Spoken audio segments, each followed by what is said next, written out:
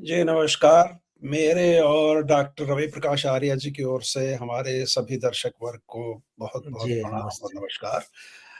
आज हम पुनः उपस्थित हैं आपके समक्ष एक बार फिर मनुस्मृति के अंतिम और 10वें, 11वें, 12वें तीनों अध्यायों पे बातचीत करेंगे। बातचीत जिनसे करेंगे उनके बारे में आप जानते हैं सब, डॉक्टर रवि प्रकाश आर्य संस्कृत के बड़े विद्वान हैं, 100 से अधिक वॉल्यूम उनकी पुस्तकों के हैं। उन्होंने हमें पिछले 9 एपिसोड्स में मनुस्मृति के बारे में बताया। आज इस अंतिम एपिसोड में भी जो मनुस्मृति की मूल भावना है या जो सबसे अधिक विवादित विषय हैं मनुस्मृति के, वो शायद इस भाग के अंश रहेंगे। तो चलिए शुरू करते हैं। ठीक है डॉक्टर साहब? जी, जी, धन्यवाद। जी, तो पहला मेरा आपसे प्रश्न है कि ये जो 10वां, 11वां, 12वां अध्याय है डॉक्टर साहब, तो ब्रीफ में ये किस-किस बारे में डील करता है? क्या-क्या विषय हैं इसमें? जी, ये जो 10वां, 11वां और 12वां अध्याय है, जैसा कि आपने कहा, जो मनुस्मृति के सबसे ज़्यादा डिस्प्यूटेड वो है, उसके उससे संबंधित है। इसमें वर्ण सिस्टम के बारे में है, वर्ण व्यवस्था, जी, वर्णों की ड्यूटीज़ क्या हैं, इसमें कुछ व्यक्ति जैसे कोई अच्छे-बुरे कर्म करता है, गलत प्रोहिबिटेड कार्य करता है, तो उसके जी, लिए उसका प्रायश्चित्त कैसे किया जाए? कर्म हुँ, हैं, गुण हैं, उनके प्रभाव क्या है जन्म और मृत्यु पे? जैसे जी। सत्व, रजस, तमस है, तो उनका जन्म और मृत्यु पे क्या प्रभाव पड़ता है? तो इस प्रकार की बातें, ये इसका विषय वस्तु चलिए तो डॉक्टर साहब मोस्ट कंट्रोवर्शियल बात से ही शुरू करते हैं, है। जी। जिसका समाज में बड़ा शोर है। ये बताइए हमें कि मनुस्मृति के अनुसार वर्ण और जाति में क्या अंतर है? जी, बिल्कुल, मनुस्मृति में वर्ण शब्द का भी प्रयोग हुआ है और जाति का भी प्रयोग हुआ है। जी, वर्ण का अर्थ तो है गुण, कर्म और स्वभाव है, जिसको हम संस्कार बोलते हैं। या आप कोई प्रोफ़ेशनल हैं या आपके कैसा स्वभाव है, आपका कैसा गुण है, उसको तो वर्ण के रूप में प्रयोग किया गया है। और जी। जो जाति है, जाति 2 अर्थों में मनुस्मृति में जाति शब्द का प्रयोग हुआ है। हुँ, एक तो जाति का अर्थ है जन्म, जन्म लेने को ही जाति कहा है। और जी, दूसरा जाति का अर्थ है क्लास, जैसे स्पीशीज़ है, गौ जाति, पक्षी जाति, मनुष्य जाति। इस रूप में जाति शब्द का प्रयोग मनुस्मृति में हुआ है। और वर्ण का अर्थ है जो हम वर्ण करते हैं, जो हम चुनाव करते हैं, जैसे संस्कारों का हम चुनाव करते हैं, जैसी आदतों का हम चुनाव करते हैं, उसका वर्ण का अर्थ है। और जाति का अर्थ है जन्म या स्पीशीज़, किस स्पीशीज़ में व्यक्ति उत्पन्न हुआ है। तो मनुस्मृति के अनुसार कितने वर्ण हैं और कितनी जातियाँ हैं? किस बिल्कुल, तरह का विभाजन है ये? जी, मनुस्मृति में जो वर्ण हैं, वो तो सर्वप्रसिद्ध हैं, 4 वर्ण हैं, जी, ब्राह्मण, क्षत्रिय, वैश्य और शूद्र।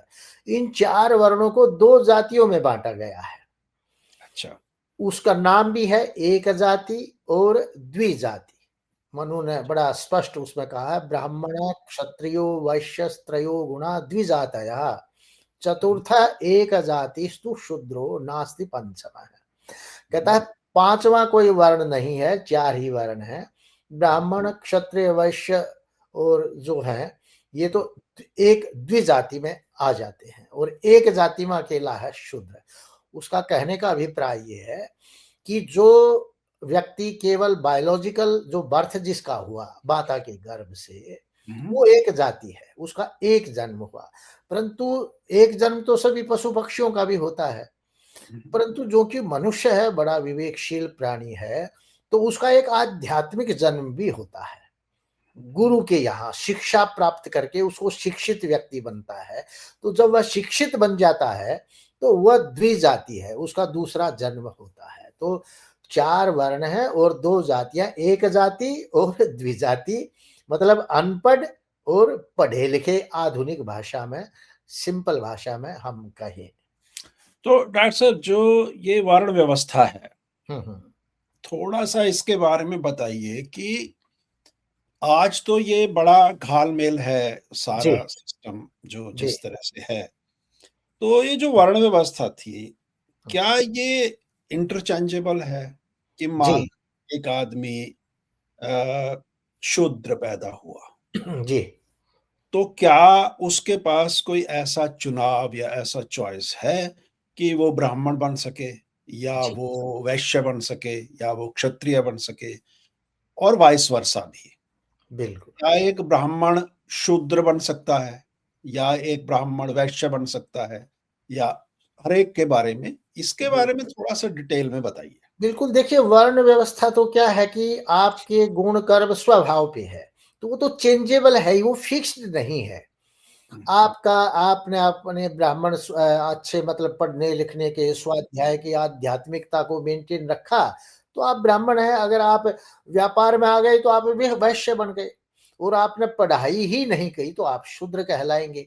तो उसमें स्पष्ट है ब्राह्मणो इति शूद्रताम, ऐसे ही वैश्य, क्षत्रिय ये भी शूद्र भी बन सकते हैं। हुँ, क्या है कि वर्ण सिस्टम में तो चुनाव है, आपकी मेरिट है, आप किस मेरिट पे हैं, आप क्या उस लेवल पे हैं, आप पढ़े-लिखे हैं या आप मिलिट्री में हैं, डिफेंस में हैं, पॉलिटिक्स पॉलिटिक्स में हैं, जुडिशियरी में हैं, तो आप क्षत्रिय वर्ण हो जाएगा, आपको क्षत्रिय कहा जाएगा। अगर आप हुँ, प्रोडक्शन में हैं, मार्केटिंग में हैं, उसमें हैं, तो आप वैश्य बन जाएँगे। अगर हुँ, आपने पढ़े लिखे ही नहीं, तो आप केवल लेबर करते हैं, जैसे skilled labour, skilled worker, unskilled है, तो हुँ। उसको हम शूद्र कहते हैं, तो ये चेंजेबल है। परंतु जो जाति है ना, वो चेंजेबल नहीं, वो तो जन्म से जो उत्पन्न हुआ, वो नहीं, वही नहीं, उसकी जाति रहे। मैं उस पे आता हूँ डॉक्टर साहब। हाँ, तो आपने अभी तक जो हमने समझा वो ये है कि जो 4 वर्ण जिसको वर्ण व्यवस्था कहते हैं, जी। वो चारों इंटरचेंजेबल हैं। हाँ जी। वो उसके कर्म पर आधारित है कि क्या जी, कर्म वो करता है, हाँ, उसके आधार पे उसका वर्ण का निर्धारित होगा। जी, जी। यही है ना मनुस्मृति के हिसाब से? बिल्कुल, बिल्कुल। इसमें जन्म से क्या उसका कर्म निर्धारित हो सकता है या नहीं। जन्म से क्या उसका वर्ण निर्धारित हो सकता है? नहीं, जन्म से नहीं हो सकता, क्योंकि देखिए व्यक्ति कोई किसी प्रोफ़ेशन में, कोई किसी में जाता है, कोई किसी प्रोफ़ेशन में जाता है। आधुनिक भाषा में कहूँ, तो आप इंजीनियरिंग में चले गए, तो आप इंजीनियर हैं ना, आपके जन्म का कोई मतलब नहीं वहाँ, वो तो शिक्षा से है। आप टीचिंग में आ गए, तो आप टीचर बन गए। तो जो जैसी शिक्षा आपने प्राप्त की, जो संस्कार प्राप्त किए, उसके अनुसार आपका वर्ण बन जाएगा। आप कॉमर्स में आ गए, इकोनॉमिक्स के आदमी आ गए, तो आप वैश्य बनेंगे। प्रोडक्शन में चले गए, तो वो है। जैसे आज आज आपने कोई कार्य किया, कोई व्यवसाय किया, कुछ शिक्षा प्राप्त की विशेष प्रकार की, तो उसके आधार पे आपका क्लासिफ़िकेशन हो जाता है। अब आ जाएँ हम जाति पे और जी। सबसे पहले तो ये बताओ कि फिर वर्ण का और जाति का क्या सम पहले तो यही बताओ कि जाति है क्या? हाँ, जाति और का अर्थ फिर है। जाति का वर्ण से क्या संबंध है? जी, बिल्कुल। जो जाति है ना, वो जन्म से है। एक्चुअली जाति व्यवस्था का विकास भी हुआ इस देश में। कैसे हुआ कि वर्ण व्यवस्था तो अलग से रही। फिर क्या हुआ, धीरे-धीरे कुछ लोगों ने कुछ व्यवसायों को फैमिली व्यवसाय के रूप में बना लिया। अब अच्छा, जैसे कोई पुरोहित का काम करता था, तो उसका बेटा भी पुरोहित बनने लग गया। तो क्या हुआ, पुरोहित का बेटा पुरोहित, राजा का बेटा राजा, व्यापारी का बेटा व्यापारी, कोई शिल्पी है, कोई स्वर्णकार है, उसका बेटा उसी काम में धंधे में लग गया। तो क्या हुआ, फॉर्मल एजुकेशन तो समाप्त हो गई। हमारे यहाँ जो फॉर्मल एजुकेशन थी, वो आध्यात्मिक शिक्षा भी थी, नैतिक शिक्षा, आध्यात्मिक शिक्षा, केवल पेट भरने। जो एक्चुअल एजुकेशन है, जो आत्मा की शिक्षा थी, उसको तो हमने विद्या कहा, और शिक्षा का मतलब था पेट भरने की शिक्षा, व आप किसी स्किल को ले लिए। तो मान लो उन्होंने फॉर्मल गुरुकुल में एजुकेशन प्राप्त नहीं की, स्पिरिचुअल मोरल वैल्यूज़ नहीं सीखे, पढ़ने-लिखने में गया नहीं, अब घर में ही काफ़ी व्यापार हो गया, पैसा कमा रहा था, तो उसका बेटा उठा के वो अपने पिता से ही सीख के अपना काम करने लगे। तो सब ये जो व्यवस्था बनी, इससे जाति व्यवस्था का जन्म हुआ, जाति प्रथा। जो धंधा करने लगे उसको वैसे ही नाम से बोलने लग गए। तो ये हो गया, फिक्स्ड सिस्टम आया। परंतु इस जाति। डॉक्टर साहब मैं यहाँ आपको रोकूँगा। हाँ जी, अभी आपने 2 मिनट पहले मुझे ये बताया था कि हाँ, जो वर्ण व्यवस्था है वो हमारे कर्म से थी। जी, अब आप मुझे ये बता रहे हैं कि जो जाति व्यवस्था थी उसका विकास भी हमारे कर्म के आधार पर ही हो रहा है यहाँ पे। जी, जी, बिल्कुल, बिल्कुल। भाई मैं काम कर रहा हूँ, मान लो मैं घड़ा बना रहा हूँ और अपने बच्चे को भी घड़ा बनाना सिखा रहा हूँ, तो जी, जी, मेरा वो जाति होती चली जाएगी, जाती होगी। ठीक है ना? बिल्कुल, बिल्कुल। चलिए, तो इसका मतलब वर्ण व्यवस्था और जाति व्यवस्था दोनों का उद्भव और विकास जो है, वो कर्म पर ही आधारित है। हाँ, मतलब देखिए जाति व्यवस्था तो प्योरली कर्म हुआ, वर्ण व्यवस्था में 2 चीज़ और जोड़ लीजिए, एजुकेशन संस्कार और हुँ, गुण, वो और उसमें और जुड़ स जाते संस्कार और हैं। एजुकेशन, शिक्षा भी जुड़ी ना उसमें तो। शिक्षा और जिसको संस्कार। हाँ, संस्कार मतलब आज जो नैतिक मूल्य हैं, ज्ञान है, केवल प्रोफ़ेशनल एजुकेशन नहीं, दूसरी एजुकेशन भी, संस्कार की शिक्षा, वो चलिए, 2 तो चीज़ें अब और ये जुड़ी। आपने बताया जाति पे आप बता रहे थे, बताइए अब आप आगे, क्या कह तो रहे थे? अब ये जो जाति बनी, तो हुँ, क्या हुआ कि जाति व्यवस्था फिक्स कैसे हुई कि वो लोग उसी प्रोफ़ेशन में पैदा होने लगे, उनको उसी नाम से पुकारा जाने लगा। हुँ, अब हुँ, क्या हुआ, जो ब्राह्मण जाति बनी, ब्राह्मण जाति के लोग थे, उनको जाति से भी ब्राह्मण कहा गया और वर्ण भी एक ब्राह्मण था। वहाँ पर एक कन्फ्यूज़न हो गया। अब हुँ, वो शब्द ब्राह्मण जो शब्द प्रयोग हुआ शास्त्रों में या मनुस्मृति में, क्या वो वर्ण के लिए प्रयोग हुआ या जाति के लिए प्रयोग हुआ, उसका न्याय नहीं हो पाया। हुँ, तो हुँ, परंतु अगर ब्राह्मण एक जाति है, तो ब्राह्मण जाति में उत्पन्न होने वाला व्यक्ति ब्राह्मण वर्ण का भी हो सकता है, ब्राह्मण क्षत्रिय वर्ण का भी हो सकता है, वैश्य का भी और शूद्र भी हो सकता है। इसी हुँ, हुँ, प्रकार से मान लो कोई शूद्र जाति में उत्पन्न हुआ, जाति तो शूद्र हुई या हुँ, शेड्यूल कास्ट में पैदा हुआ, परंतु वो वर्ण का ब्राह्मण भी हो सकता है। अब जाति सिस्टम में वो वैश्य भी हो सकता है, क्षत्रिय भी हो सकता है और शूद्र का शूद्र भी रह सकता है। तो जाति व्यवस्था, जाति सिस्टम में तो आप वहीं पर बैठे हैं, परंतु तो जाति मैं जो इससे थोड़ा-सा सॉरी मैं रोक रहा हूँ, जी, मैं इससे अभी तक ये समझ रहा हूँ हाँ। कि ये जो प्रॉब्लम शुरू हुई, ये सिर्फ़ ब्राह्मण के लिए शुरू हुई। हाँ, ब्राह्मण, भाई वर्ण और ब्राह्मण जाति जो एक है होगी, वहाँ वो से एक कन्फ्यूज़न वर्ण करिए। भी है और वो एक जाति भी है, जी, जी, जी। ठीक है ना?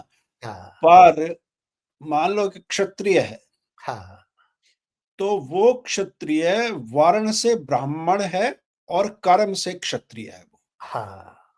मान लो एक ब्राह्मण का लड़का जाति से या तो क्षत्रिय कहो और वर्ण से ब्राह्मण है। वर्ण से ब्राह्मण है। हाँ, पर अगर एक क्षत्रिय का लड़का जो हाँ, वर्ण से क्षत्रिय है हाँ। और वो कर्म से मान लो ब्राह्मणत्व करना चाहे, वो जी, तो क्या बिल्कुल। हो? नहीं, वो देखिए वर्ण जाति से क्षत्रिय है, परंतु वो ब्राह्मण वर्ण का बनना चाहता है, तो ब्राह्मण की वो जो संस्कार हैं, वो एजुकेशन है, उस प्रकार की प्राप्त करेगा। अध्यात्म की शिक्षा और पढ़ने-लिखने का अपना वो बदल लेगा। वो गुरुकुल में आचार्य के पास जाके जो चाहे आप सीखें। अच्छा। उसमें कोई मनाही नहीं है कि भई ब्राह्मण का बेटा केवल ब्राह्मण की शिक्षा प्राप्त करेगा, क्षत्रिय का क्षत्रिय की कर घरेलू सिस्टम में था ये, फैमिली जॉब में था।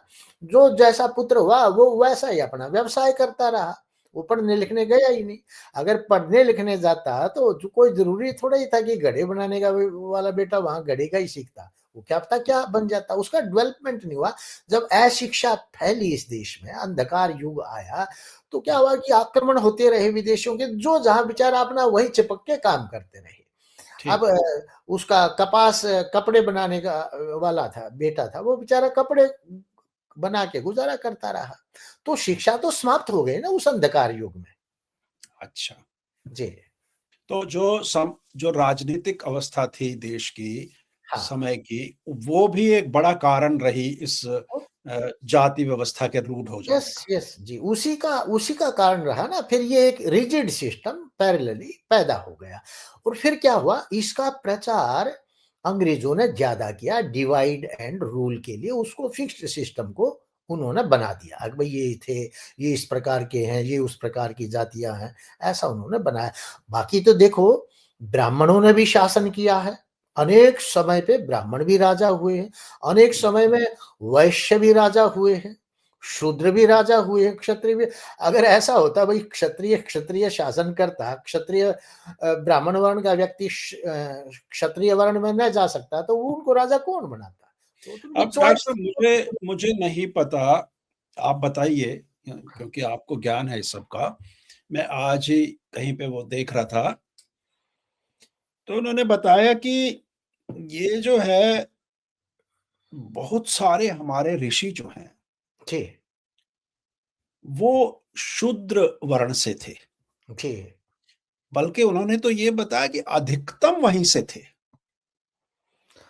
ये नहीं जो हुआ है। भ्रांति है कि ज़्यादा ब्राह्मण थे, वो कहते हैं कि ये भी एक भ्रांति है। वाल्मीकि ऋषि से शुरू होके और वेदों के रचयिता जो थे, बहुत सारे उनके अंदर वो कहते हैं कि अ, वहीं से आ रहे थे, शूद्र थे।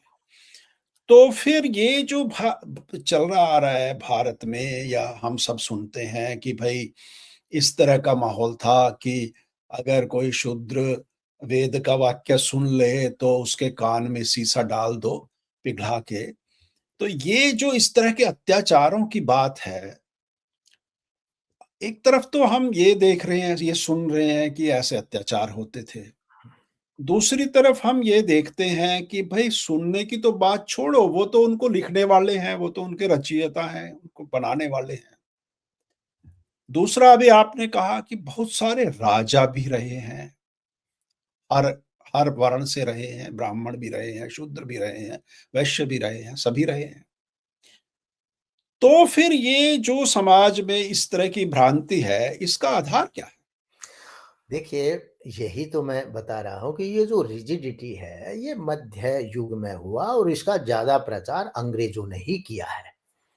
मुस्लिम पीरियड में भी बहुत बड़ा इस प्रकार का रिजिड सिस्टम देखने को नहीं मिलता। अंग्रेज़ों पर ने इसको पर डिवाइड एंड हाँ, पर डॉक्टर साहब, मुस्लिम युग में रिजिड सिस्टम की बात तो ये हुई हुँ। कि जो आपका शिक्षा का भारतीय उसका जो सिस्टम था कि पाठशाला में या गुरुकुल में जाने वाला, वही बाधित हो गया उस काल में। जी, जी, जी, जी। आपने अभी बताया कि उसके बाधित होने के कारण जाति व्यवस्था रूढ़ होती चली गई, रूढ़ हुई। कि भई जब और सिक्योरिटी नहीं है, तो अपने बच्चे को कोई दूसरी जगह पे कैसे भेजे? वो अपने घर में ही, भैया मैं जी, पिता जो काम करता था, वो लड़का करने जी, लगा। जी, बिल्कुल। उससे और जाति व्यवस्था रूढ़ होती चली गई। उस समय भी जो बचे-खुचे गुरुकुल भी थे, उसमें सब लोगों को ही पढ़ने का अधिकार था। अच्छा, ब्रिटिश पीरियड तक मैकॉले ने जो भारतीय जब शिक्षा को बैन किया, गुरुकुल शिक्षा को, तो उसने सर्वे कराए। लुडलो कैसल, विलियम एडम्स जैसे लोग थे। उन्होंने ये कहा कि हर गाँव में मोस्टली 7 लाख के करीब गाँव बताते हुए, कहता हर में 1 या 1 से ज़्यादा गुरुकुल हैं और कहता हुँ, मोस्टली 95% लोग पढ़े-लिखे हैं। मतलब हुँ। स्त्रियाँ भी जिसको हमने कहा ना, वो शूद्र को नहीं पढ़ने देना, उसके कान में ये डाल दो, ये तो कहीं बहुत रिजिडिटी में ये सेंटेंसेस जो लिखे गए हैं, संस्कृत में कुछ हुआ है, कोई बहुत काल में लिखा गया। ये ना तो किसी शास्त्र का वाक्य है, न दर्शन ग्रंथों में है, ना गृह सूत्रों में है, ना स्मृति शास्त्रों में। ये तो कोई बाद में बहुत मिलावट होके इस प्रकार के वाक्य आए। ऐसा कोई सिस्टम नहीं था, सब स्त्रियाँ भी पढ़ती थी। स्त्रियाँ भी विदुषी थी, गार्गी, मैत्रेयी, कात्यायनी, ऋषिकाएँ थी। तो ऐसा सिस्टम तो नहीं था। डॉक्टर साहब, आपके हिसाब से हाँ, इस तरह का कोई ऑथेंटिक हिस्टोरिकल प्रूफ हमें मिलता है क्या, जहाँ पे इस तरह के अत्याचारों का विस्तार से वर्णन किया? देखिए, छोटी-मोटी घटनाएँ तो समाज में होती ही रहती हैं। जी, जी, वो तो भई अब भी तो हो ही रही हैं। बिल्कुल, देखिए अब वो तो मान लो पावरफुल आदमी एक कमज़ोर को ब्राह्मण की लड़की के साथ या बच्चे के साथ या किसी के साथ एक बात हो जाए और उसका बड़ा भारी पार्लियामेंट में सवाल उठ जाए और वो जी, अखबारों में आ जाए, जी, तो आज के 1000 साल बाद तो इतिहास उसी को देखेगा ना कि भई ये बिल हो रहा था उसका। बिल्कुल, बिल्कुल, बिल्कुल। नहीं, वो छूट-मूट घटनाएँ तो देखो वो तो हमेशा ही होती हैं। आज भी गरीब व्यक्ति चाहे वो ब्राह्मण हो, उसके साथ भी हो जाता है। तो हाँ, ताकत देखो, ताकत 2 चीज़ें से आती है, या तो पॉलिटिकल ताकत हो, बाहुबल हो, या धन की ताकत हो, या बौद्धिक ताकत हो। तो जिसके पास इसमें से किसी भी कमी होगी तो दूसरा उसको नुकसान पहुँचा सकता है। तो तो डॉक्टर साहब, परंतु सवाल यहाँ पे ये है कि देखिए इतना अच्छा सारा सामाजिक व्यवहार भारतीय समाज में ज्ञान और विज्ञान, इतना बिल्कुल। सारा चिंतन, इतनी जी, जी। सारी पुस्तकें लिखी गई, जी, जी। उस सब के बाद ऐसा क्या हुआ हमारे समाज में कि हम एक समता मूलक समाज का निर्माण करने में असफल हो गए? बिल्कुल, ये जो हमारी गुलामी थी ना जी, वही था क्योंकि उस समय निर्माण करने वाले, दिशा देने वाले अंग्रेज़ थे, उससे पहले मुस्लिम थे। तो हमारी तो अपनी चली नहीं जब आपको 100 साल तक और या 500 साल तक एक झूठ आपको परोसा जाता रहा, तो हम उस झूठ के आदी बन गए। हम ये अब हमारे लोग, हमारे इंटेलेक्चुअल्स ही खुद ये कहते हैं जी इसमें ये है, इसमें ये है। वो मनुस्मृति में कोई जाति, आधुनिक जाति का कोई सिस्टम का नाम ही नहीं है, परंतु उसको वर्ण को जाति के नाम से ही बोलते हैं। जबकि और दूसरी जातियों के नाम तो नहीं है मनुस्मृति में बताओ भई। जितनी आज 36 जात हम बोलते हैं, क्या किसी एक का भी नाम है? किसी का भी नहीं है। पर वो हम क्या हुआ ब्रेन वॉशिंग ऐसी हुई, एक पैराडाइम कॉन्स्पिरेसी हुई, हम सब लोगों को उस ढंग का एक वो दर्शन दे दिया गया। और हुँ, क्या हुँ। हुआ कि जब भारत स्वतंत्र हुआ, उसी पूर्व पीठिका पे जो बना दी गई थी, उस पे हम चलते रहे। फिर वो कहीं रिज़र्वेशन आ गया, कहीं कुछ आ गया। देखो, भारतीय मुस्लिम्स में भी जाति व्यवस्था है, क्रिश्चियंस भी हैं, परिया चर्चिज़ हैं, लो कास्ट के क्रिश्चियन उसमें जाते हैं, हाई में नहीं जा सकते। तो इस देश में ये ऊँच-नीच का सिस्टम मध्यकाल में उत्पन्न हो गया और अंग्रेज़ों ने उसको रिजिड कर दिया और वो हम उसको लेके आगे चलते रहे। हमारे समाज में इसको मान्यता दे दी समाज ने। बुराइयों को तो मान्यता मिल सकती है ना। अब विधवा विवाह है, स्त्री है, शिक्षा है, इन सबको इस मध्यकाल में मान्यता मिल गई तो वो चलता रहा। कितनी बुराइयाँ इस देश में रही, कितने अंधविश्वास रहे। तो ये भी एक ऐसी ही बुराई इस देश ने स्वीकार कर ली। जी, तो चलिए अब हम इस नतीजे पे पहुँचे, इस वर्ण व्यवस्था की जो ये उलझन है, जी, मायावी जाल है ये, जी, जी, कि ये इंटरचेंजेबल था। बिल्कुल, कोई भी हर आदमी की फ्री विल थी कि वो बिल्कुल। कहीं भी पैदा हुआ, वो अपने हाँ, जैसा शिक्षा और संस्कार के आधार पर वो कुछ भी बन सकता था। बिल्कुल, बिल्कुल, बिल्कुल। तो अब वर्ण व्यवस्था और जाति की बात के बाद ये बताइए डॉक्टर साहब कि क्या भारतीय समाज में किसी काल में हुँ, हुँ। ऐसा भी रहा कि इन चारों वर्णों से बाहर या इन जातियों से बाहर कोई लोग रह गए, जिनका कोई लेखा-जोखा ही नहीं है, ना वो इस वर्ण के हैं, ना उस वर्ण के हैं, ना इस वर्ण जी। जी। बिल्कुल, देखिए कई बार शास्त्रों में मैं पढ़ने को मेरे को मिला, हुँ, जैसे ज्योतिषी है, गणितज्ञ जिसको बोला हुँ। और जिसको वैद्य भी कहा, कहता वो किसी वर्ण में आया ही नहीं। ऐसा भी रहा, ज्योतिषी और जो वैद्य है वो वर्ण से बाहर हो गया।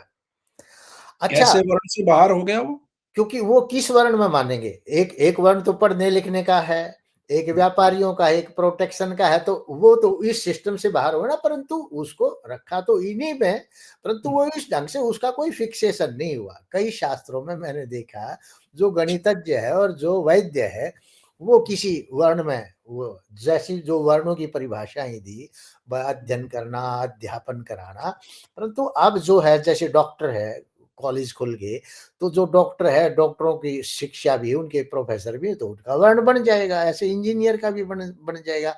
परंतु जैसे ज्योतिष है, अब ज्योतिष को पढ़ाते हैं तो करने तो उसका एक वर्ण बन जाएगा।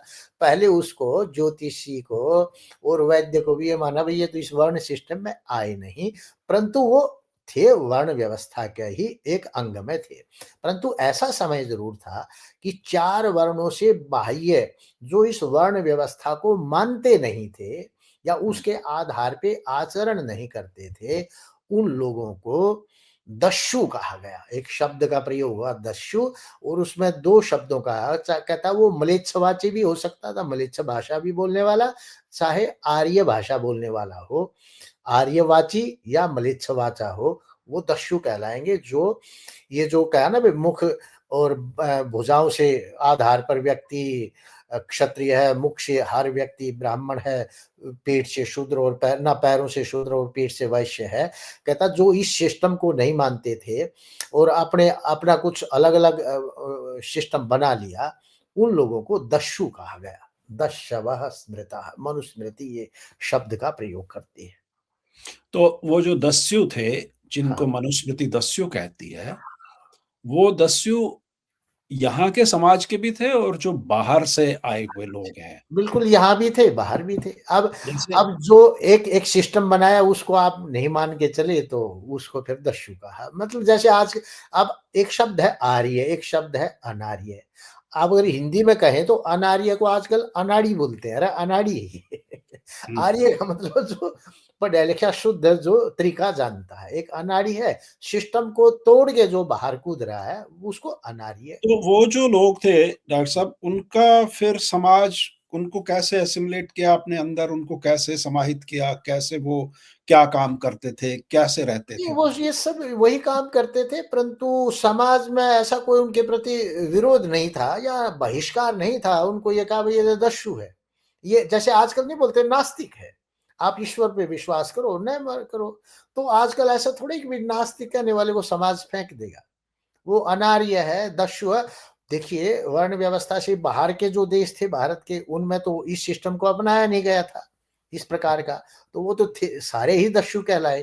परंतु भारत में रहते हुए भी जो इस सिस्टम को नहीं मानते थे और नास्तिक बोलते थे अपने आप को, तो उनको भी दस्यु कहा, अनार्य कहा, भई ये मानता नहीं है, इसका अपना अपना एक सिस्टम है। जैसे वो हो गए आपके ये बोलते हैं ना चारवाक, चारवाक दर्शन भी तो रहा, उसका किसी ने बहिष्कार थोड़ा ही किया है, चारवाक भी रहा। तो वो चारवाक जैसे लोग बाद में उनके नाम बदलते रहे। तो इस प्रकार का ये सिस्टम वहाँ पर बनता रहा। तो दूसरा डॉक्टर साहब, इसमें वर्णशंकर एक शब्द का भी प्रयोग हुआ है। हाँ जी। तो वर्ष वर्णशंकर का प्रयोग मनुस्मृति में भी हुआ, भगवत गीता में भी हुआ। जी, तो क्या है ये वर्णशंकर, किसको कहा गया? कौन थे ये लोग? बिल्कुल, वर्ण शंकर 2 चीज़ों में हुआ। शंकर का मतलब होता है मिश्रण हो जाना। हुँ, एक तो वर्ण की दृष्टि से भी वर्ण शंकर है और एक जाति की दृष्टि से भी जो वर्ण शंकर हुआ, उसको भी वर्ण शंकर उसकी दृष्टि से ज़्यादा प्रयोग हुआ। वर्ण शंकर का मतलब है, अब जैसे माता ब्राह्मण स्वभाव की है या क्षत्रिय स्वभाव की है, वो शादी कर ले किसी वैश्य स्वभाव के व्यक्ति से, तो क्या है वो ये मानते थे कि जो संतान का जन्म था ना, वो भी एक बड़ी प्लानिंग मानी जाती थी। जैसे जी, माता-पिता चाहते थे कि भई बड़ा मैं विद्वान पुत्र को पैदा करूँ, तो उसके लिए प्लानिंग करनी पड़ती थी। अब भई इस हुँ, प्रकार का हम आचरण करेंगे, ऐसे संस्कार बनाएँगे ताकि वैसा ही जीव हमारे पास आए। क्योंकि हर व्यक्ति जैसे संस्कार आप वातावरण रखेंगे वैसे ही संस्कार का तो आदमी आएगा ना, वो कहते हैं चोर चोर को ढूँढ ले, सो हुँ, कोस पे भी। तो हुँ, वो जो था आपका अपना स्वभाव तो क्या हुआ, क्षत्रिय का स्वभाव है और आपने हुँ, बिना सोचे समझे शूद्र स्वभाव के व्यक्ति से शादी हो गई। तो फिर क्या हुआ, जो संतान बनेगी ना तो वो वैश्य रहेगी, ना शूद्र रहेगी, वो एक बीच का वर्ण बन जाएगा। वो उधर भी झुकेगी, इधर भी झुकेगी।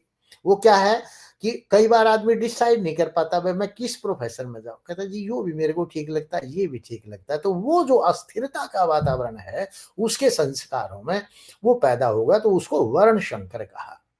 एक आदमी दृढ़ निश्चयी हो, दिशा निर् एक बच्चा है उसको तो पैदा होते ही पता है मेरे को तो डॉक्टर बनना है, संस्कार स्थिर है। एक को आप जैसे हम स्कूल्स में नहीं देखते कॉलेज में, बेटा क्या पढ़ेगा? सर बताओ आप मैं क्या पढ़ूँ? मतलब वो वर्ण शंकर है, उसका कोई निश्चित नहीं है, वो उसको क्या एजुकेशन प्राप्त करनी है। तो उस दृष्टि से वर्ण शंकर शब्द का प्रयोग हुआ। दूसरी बात डॉक्टर साहब जो बड़ी कन्फ्यूज़िंग है, वो हुँ, ये है कि जब हम अपना पढ़ते हैं धार्मिक वो, तो उसमें कहीं मैंने ये पढ़ा कि अ, हिंदू धर्म में ये जो है लौटना नहीं है, वापसी नहीं है। आप एक बार निर्णय ले लो और फिर सारी प्रकृति, सारी सृष्टि आपके उस निर्णय को, अगर वो सही निर्णय है, तो उसका सहायता करेगी और आप उस पे चलिए।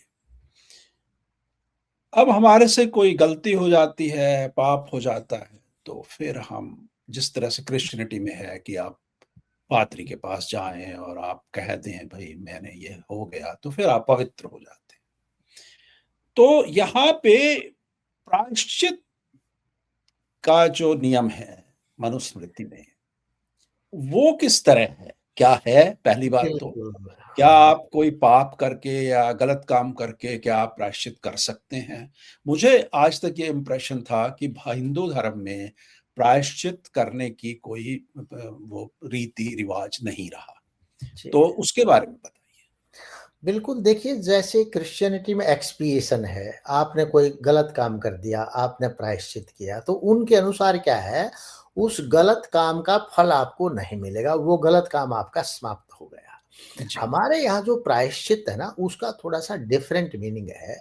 हम ये कहते हैं भई मान लो आपने कोई गलत काम किया हुँ, और गलत काम करने का फल तो आपको 100% मिलना है, परंतु हाँ, आप प्रायश्चित इसलिए कर रहे हैं कि उसके संस्कार आपके मन पे न बने, क्योंकि अगर आप गलत काम को गलत मानते ही नहीं, तो बार-बार उसको रिपीट करेंगे तो सारे गलत, गलत ब गलत होता चला जाएगा। तो प्रायश्चित इसलिए करना है कि वो जो गलत काम हम कर रहे हैं, उसके संस्कार न बने और आगे हम उसको रिपीट न करें। उसका फल तो जो एक बार कर लिया, उसका वो तो मिलेगा आपको। परंतु आप उस कीचड़ में, उस दलदल में न फँसे, इसलिए प्रायश्चित का विधान है। भई आप प्रायश्चित करो। न चाहते हुए भी कोई गलत काम हो गया। अब उसमें प्रायश्चित में भी क्या था कि 7 दिन का प्रायश्चित, 10 दिन का प्रायश्चित, 12 दिन का प्रायश्चित। उसमें क्या था कि भई केवल 3 दिन तक केवल एक टाइम रोटी खाएगा। मतलब अपने आप को आप कष्ट देंगे ना, अपने आप को स्पिरिचुअली आप वो रखेंगे भई आपने बहुत गलत किया। फिर क्या 3 जैसे पहले 3 दिन तो सुबह-सुबह खाना खाया केवल, फिर अगले 3 दिन केवल शाम को ही खाएगा। फिर क्या है ये, और उसके बाद जो नेक्स्ट 3 डेज़ हैं, आपको कुछ ना तो खाने के बारे में कोई पूछेगा, ना और कुछ, आप एक टाइम अपने आप ढूँढ-ढाँड के खाना खा लेंगे और लास्ट 3 डेज़ तो आप बिल्कुल ही खाना नहीं खाएँगे। तो वो कन्फेशन जो क्रिश्चियनिटी में है, वो मैंने कर दिया, हमने कन्फेशन कर लिया, हमारे यहाँ इस प्रकार का नहीं, भई अपने आप को स्पिरिचुअली आप मजबूत करें कि आप वो काम दोबारा नहीं करेंगे। तो अनेक प्रकार के प्रायश्चित हैं, 12 दिन का भी है, घोर तपस्या टाइप है। भई ये बहुत गलत काम हुआ, क्योंकि आदमी कई बार और वो बहुत, तो 12 दिन का क्या, वो तो मैंने ऐसा भी देखा पढ़ा है कि कई जन्म का भी है। वो तो कहीं मैं पढ़ रहा था कि वो कह रहा है कि भई ये गौ हत्या का पातकी है और ये था और अगले 3 जन्म तक अब इसके साथ ये होगा। जो इस तरह का सारा लिटरेचर है। नहीं, इतना लंबा तो ऐसा ऐसा सिस्टम तो नहीं है। मोस्टली सबसे बड़ा जो प्रायश्चित है, चांद्रायण व्रत बोलते हैं, 15 दिन का है, चंद्रमा के अच्छा, आधार पे। बाकी अच्छा। जैसे गो हत्या की तो उसका तो दंड उसे मिलेगा, परंतु इतने में ही मैक्सिमम 15 दिन का प्रायश्चित से आगे वो गो हत्या नहीं करेगा। समझ तो उत्पन्न हो जाएगी आपको। मूल अंतर यहाँ पे जो मैं समझा, मैं हाँ, अपने दर्शकों की क्लैरिटी के लिए हाँ जी। कि उसमें क्रिश्चियनिटी में तो आपको माफ़ी है, आपने कन्फेशन कर लिया, कन्फेस किया कि मेरे से ये गलती हो गई, मेरे से पाप हो गया, तो फिर आपको माफ़ी है, आप शुद्ध होके बाहर आ गए उससे। जी, जी, जी। हमारे यहाँ पे दंड तो है ही उसका, वो तो 100% मिलना ही है आपको। मिल रहा है जी, जो जो कर्म आपने किया है, उसके अनुसार आपको दंड मिलेगा। मिलेगा। उस दंड से बचने का उपाय नहीं है प्रायश्चित। ना, वो आगे प्रायश्चित वैसा ही कर्म न करे, एक वैसा ऐड ऑन संस्कार। है कि हाँ, भई ताकि आपका मन शुद्ध हो जाए और आप राइट, दोबारा वैसी गलती ना करें। ना करें, ये है जी। और वहाँ तो क्या है कि माफ़ी दे दी, फादर ने दे दी माफ़ी, खत्म। यहाँ हमारे यहाँ सिस्टम है, ईश्वर के न्याय व्यवस्था से आपको दंड है। देखिए, राजा भी दंड देता है ना, कई बार राजा भी बोलता था आप ये प्रायश्चित करें, देखिए भई चलो छोटा काम प्रायश्चित कर ले। तो राजा को ईश्वर का रूप क्यों माना गया? कि जो हुँ, ईश्वर की व्यवस्था का दंड व्यवस्था है, राजा वही प्रयोग करे, ऐसा नहीं है ना किसी का अन्याय कर दे। तो हुँ, उस आधार पे तो जो वो हमारी जो ये प्रायश्चित और ये सारी जो व्यवस्था, ये तो ईश्वरीय व्यवस्था के अधीन हमें दंड मिलेगा। राजा ने गलत दंड दे दिया तो उसको भी दंड मिलेगा, वो भी अपराधी है। तो हुँ। ये जो है यहाँ क्रिश्चियनिटी में तो फादर ने ही आपको माफ कर दिया है, क्योंकि वो जो ईश्वर के दंड व्यवस्था उसी के हाथ में, वो उसका प्रतिनिधि बना हुआ है। हमारे जी, यहाँ नहीं है। हमारे यहाँ नहीं है। हाँ, तो दूसरा डॉक्टर साहब ये बताइए कि फिर ये जो कर्म है आपने कहा, कई बार हम हमें ये लगता है भई ये तो हमारे पूर्व जन्म का वो था लेखा-जोखा, जी, जी, जी। हो गया हमसे ये कर्म। तो भाग्य और कर्म, जी, इन दोनों का क्या संबंध है और क्या अंतर है दोनों में, और क्या कोई रिलेशन है दोनों का? बिल्कुल। देखिए, भाग्य और कर्म एक ही चीज़ है। अंतर क्या है, जो पिछले जन्मों में हमने कर्म कर लिया और उसका जो फल हमारे शेयर में है, उसको तो हमने भाग्य कहा, और जो इस जन्म में हम जो कर रहे हैं, उसका हमें फ़ायदा मिलने वाला है। तो जैसे आपने बैंक में पैसे जोड़ दिए, वो आपका डिपॉज़िट हो गया। भाग्य का मतलब है डिपॉज़िट कर्म, आप कर चुके। और कर्म जो है, अभी जो हम कर रहे हैं, वो आगे हमारा डिपॉज़िट आ जाएगा। तो उसमें आपने नेगेटिव किया तो नेगेटिव डिपॉज़िट, पॉज़िटिव किया था पॉज़िटिव डिपॉज़िट। आपने पॉज़िटिव कर्म ज़्यादा कर दिए, नेगेटिव कम है तो आपका प्लस हो गया है। अगर आपने नेगेटिव ज़्यादा कर दिए, पॉज़िटिव कम किए तो आपका जो बैलेंस है माइनस में रहता है। तो भाग्य और कर्म में कोई अंतर नहीं है। एक पूर्व जन्म का शेयर है आपका, भाग्य मतलब शेयर है जो आपके भाग में आया, और आपने शेयर इस जन्म में क्या बनाया, उन दोनों का परम्यूटेशन, कॉम्बिनेशन, वो भाग्य और कर्म में कहलाता है। तो डॉक्टर साहब, ये जो कर्म है, हाँ, ये भी तो कई तरह का हो गया ना। जी, जी। अब आपने एक तो मन में सोच लिया, जी, बिल्कुल। वो कर्म है। मैंने सोच लिया कि मैं इस आदमी का ये अहित कर दूँगा, हाँ, तो वो एक दुष्कर्म है। बिल्कुल, बिल्कुल, दूसरा, शरीर द्वारा, वाणी द्वारा, जो बिल्कुल। अलग-अलग ये कर्म के क्या प्रकार हैं? बिल्कुल, देखिए जब ह कर्म का अर्थ केवल ये नहीं कि हम फिज़िकली या शरीर से ही कोई कर्म करें। मन, विचार से भी आपने मान लो किसी के बारे में बहुत अच्छा सोचा, कोई आदमी आपको गाली दे रहा, आप तो उसको मन में भी आशीर्वाद ही देते, तो आपका वो वैचारिक कर्म है ना, बढ़िया कर्म है। आप मन-मन में किसी को सोचे कि इसका नुकसान हो जाए, ये हो जाए, तो वो आपका घटिया कर्म है, अधम कर्म है। इसी प्रकार से वाणी से है, वाणी से आप किसी को आशीर्वाद दें, किसी को झूठ बोलें या किसी के साथ बहुत हार्श लैंग्वेज का प्रयोग करें, हैं, चुगली करें, ये सारे वाणी के कर्म हैं। आप अनावश्यक रूप से उल्टी-सुलटी बात करें, तो ये जो सारे कर्म हैं, मन से भी किया जाएगा, वाणी से भी जो हम करते हैं और शरीर से जो हम करते हैं। कई बार आदमी सोचता है ना यार, मन में सोचे इसका नुकसान कर कौन देखता है, पर ईश्वर की व्यवस्था में सबका हिसाब है। मन से जैसा कर्म करोगे, उसको मन का फल मिलेगा। वाणी से जो किए हैं उसके अलग फल हैं, शरीर से जो किए हैं उनके अलग फल हैं। हर कर्म का एक फल मिलता है आपको। तो ये एक तरह की पुलिसिंग है डॉक्टर साहब, ये हाँ तो, जी, बिल्कुल। है ना? ईश्वरीय व्यवस्था में एक सिस्टम है। तो आप भई किस प्रकार का विचार रखते हैं? अब जैसे आपने मन से बहुत घटिया कर्म किए, वो किए, तो क्या है कि आप जो अगला जन्म है ना आपका, जो लोवेस्ट ह्यूमन कंडीशंस हैं, दरिद्री है, मिज़री है, बीमार रहते हैं, तो जिन्होंने मन से बिल्कुल तामसिक कर्म कर दिए, तो वो अगले जन्म में इस प्रकार से पैदा होता है व्यक्ति। जी। जो शरीर से मान लो आपने गलत कर्म किए, बहुत तामसिक कर्म किए शरीर से, तो हमारे शास्त्र व्यवस्था कहती है कि वो आदमी तो पेड़-पौधे के लेवल पे उत्पन्न होगा फिर, शरीर से। ये जो 3 प्रकार के गुण बताए गए हैं डॉक्टर साहब, हाँ, तो सात्विक और तामसिक और राजसी जो था, जी, तो जी। ये तीनों क्या हैं? और ये मानव में कैसे प्रतिबिंबित होते हैं? जी, कैसे जी। पता लगता है कि ये गुण है इस आदमी में? जी, जी। देखिए सात्विक, राजसिक और तामसिक तीनों प्रकृति के गुण हैं सांख्य के अनुसार।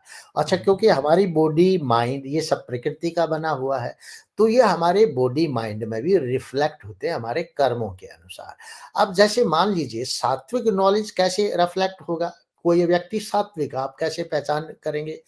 वो है ना आंतरिक रूप से इनर जॉय होगा, मतलब खुश रहेगा, उसको कोई डिप्रेशन, कोई स्ट्रेस नहीं होगा, संतुष्ट होगा, काम और पवित्रता बनी रहेगी, ज्ञान होगा। ऐसा व्यक्ति समझो कि ये सात्विक, इसने सब जुटा लिया है, अपने आप को सात्विक बना लिया है। अच्छा, हुँ, जो राजसी है, उसमें क्या है कि अटैचमेंट होगा, किसी से प्यार करेगा, किसी से घृणा करेगा। इस प्रकार का भाव जो उत्पन्न होगा ना, आप देखें भाई इससे अटैच ज़्यादा हो गया, उससे घृणा कर रहा है, तो ये सारी जो प्रवृत्ति है, अगर ये देखने को मिलेगी, इट मीन्स वो व्यक्ति राजसिक स्वभाव का है। और तामसिक क्या है? बिल्कुल मूढ़ता, इग्नोरेंस, कुछ समझ में नहीं आएगा, हर समय डिस्प्लेज़र, नेगेटिव बात करता रहेगा, दुखी रहेगा, तो वो सारा उसका, ये समझो कि इस व्यक्ति ने सारा अपने कर्मों से सत्व को पैदा कर लिया है। तो और जो इन सात्विक गुण हैं, वो हमारे जन्म को प्रभावित करते हैं। बिल्कुल, इसमें 3 गुण हैं, तीनों को 3 लेवल में, एक तो हाईएस्ट तामसिक, मॉडरेट तामसिक और लोएस्ट तामसिक। ऐसे ही हाईएस्ट राजसिक, लोएस्ट राजसिक और मॉडरेट राजसिक, हाईएस्ट सात्विक, लोएस्ट सात्विक और मॉडरेट सात्विक। ऐसा करके 9 प्रकार का व्यवस्था है, भाई इनके आधार पे आपको इस प्रकार के जन्म मिलेंगे। जैसे हाईएस्ट तामसिक स्थिति में है, तो आपको पेड़-पौधे, कृमि, कीट, मछली, सर्प, कछुए, पशु, इस प्रकार की आपको योनियाँ प्राप्त होंगी। अगर आप मध्यम तामसिक अवस्था में हैं, तो हाथी, घोड़े, इस प्रकार के व्यक्ति आप बनेंगे, अनपढ़ व्यक्ति बनेंगे, लेबरर बनेंगे, जो कुछ जिसको कुछ आता ही नहीं समझ में, इस प्रकार का व्यक्ति बनेगा। और जिसमें बहुत कम तामसिक भाव है, वो जैसे प्रशंसक होते हैं ना, भाट चारण जैसे अभिमानी लोग, हैं?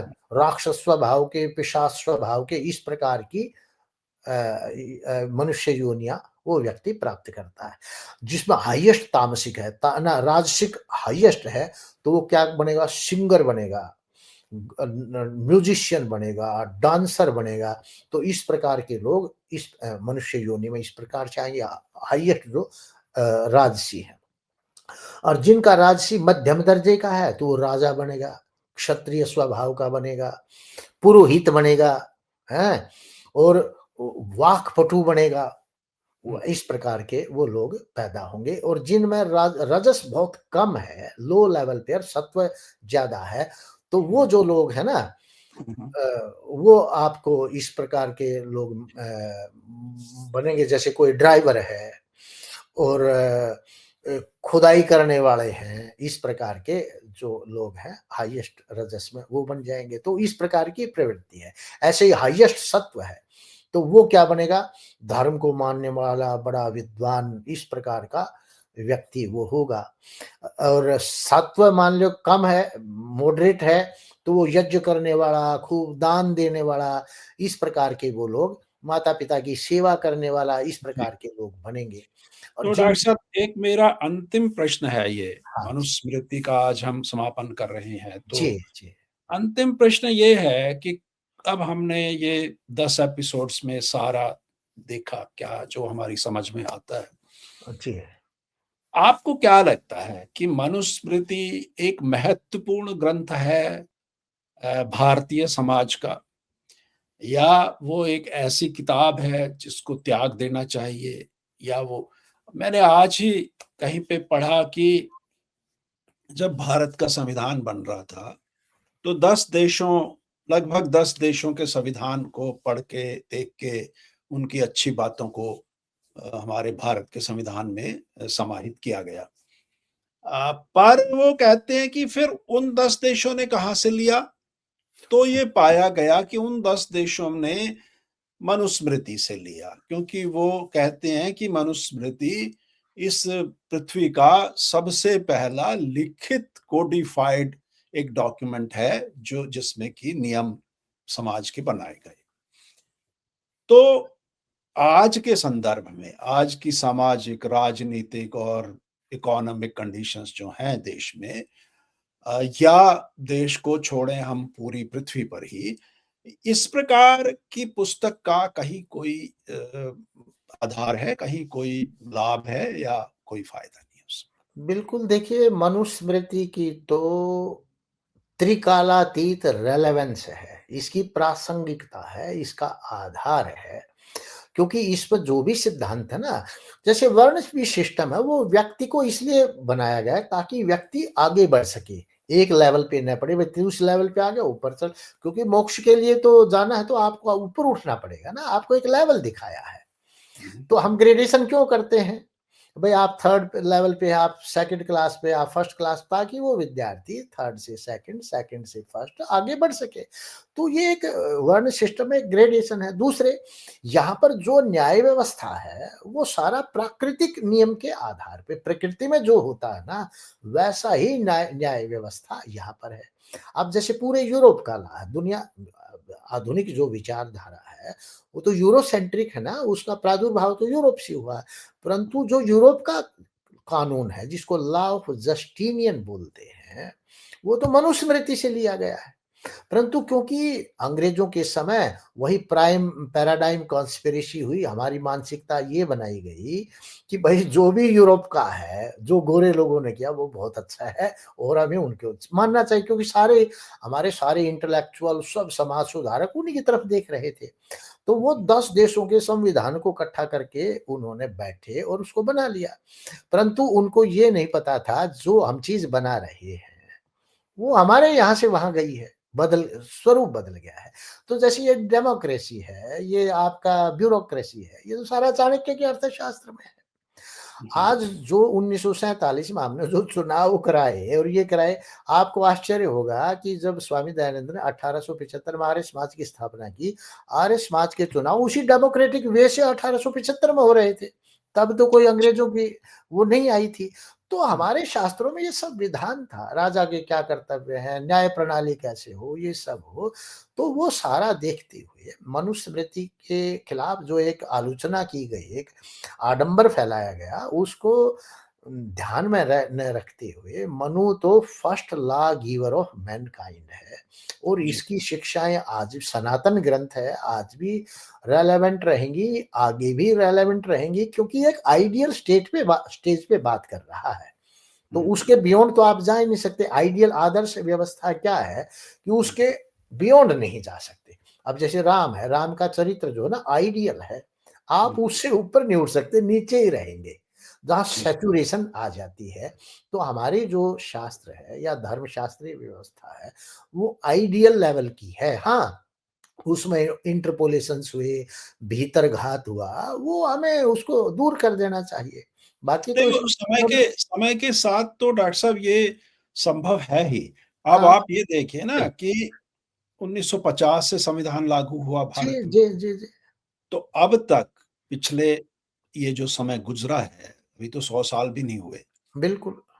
इसमें कितने सारे परिवर्तन हो गए उसमें। परिवर्तन हुए, क्योंकि वो ठीक नहीं बैठता अ, है। ये तो ठीक नहीं बैठता था, या कुछ हाँ। राजा ने सोचा कि ऐसा भी तो हुआ कि राजा ने कहा भई नहीं-नहीं ये इस तरह होना चाहिए। अपने स्वार्थ में रूल बनाए गए ना, स्वार्थ में भी किया, जो उसको फिट समाज करते हो। लाभ में भी किया, वो अलग-अलग तरह से विचार हुआ। बिल्कुल।